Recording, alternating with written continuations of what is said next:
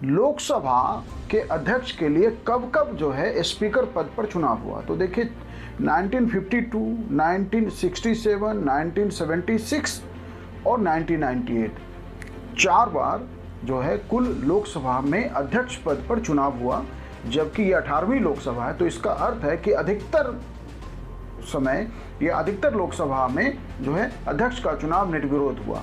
जो जिन 4 बार अध्यक्ष पद के लिए चुनाव हुआ और 5वीं बार चुनाव की नौबत थी, लेकिन अंतिम समय मतदान नहीं हुआ और वर्तमान लोकसभा अध्यक्ष ओम बिरला दूसरी बार लगातार अध्यक्ष चुने गए।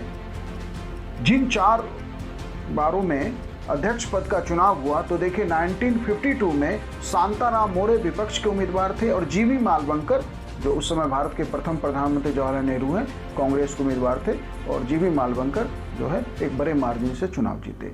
1967 में कांग्रेस के उम्मीदवार के रूप में नीलम संजीवा रेड्डी थे और टेनेटी विश्वनाथ जो है विपक्ष के उम्मीदवार थे। टेनेटी विश्वनाथ वह चुनाव हार गए और एनएस रेड्डी चुनाव जीत गए।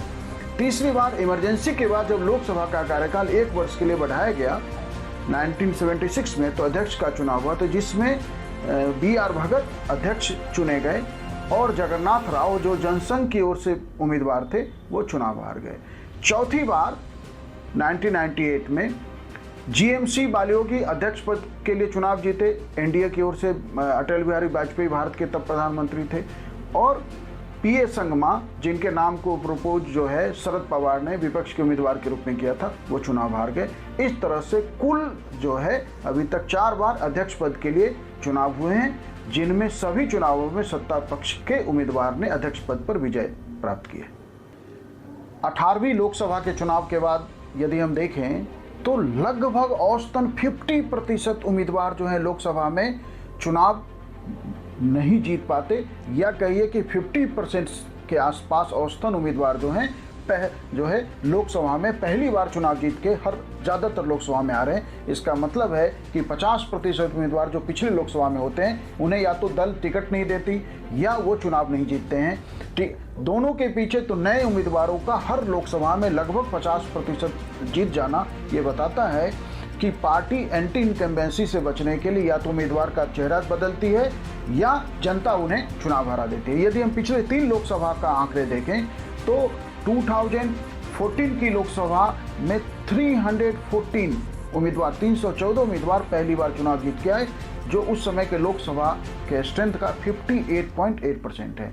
यदि हम 2019 के लोकसभा के चुनाव को देखें तो 267 उम्मीदवार जो हैं चुनाव पहली बार जीत के आए और वर्तमान 18वीं लोकसभा में 281 उम्मीदवार पहली बार चुनाव जीत के आए हैं। और यदि हम पार्टी को इस बार आधार बना के देखें तो बीजेपी के 45% उम्मीदवार पहली बार चुनाव जीत के आए, जबकि बीजेपी 300 से ऊपर सीट से घट के 240 पे आ गई है। उनमें 45% जो है बीजेपी के उम्मीदवार नए जीत के आए, जिसका मतलब है कि बीजेपी के जो वर्तमान में MP थे 17वीं लोकसभा को, उनमें बहुत सारे चुनाव हार गए या पार्टी ने उन्हें टिकट नहीं दिया। वहीं कांग्रेस में 60% उम्मीदवार जो है नए चुनाव जीत के या पहली बार चुनाव जीत के आए हैं। और इस बार की लोकसभा की एक खास खासियत हम जाने कि इस बार 7 उम्मीदवार जो है 30 वर्ष से कम आयु के हैं जो चुनाव जीत के लोकसभा में पहुंचे।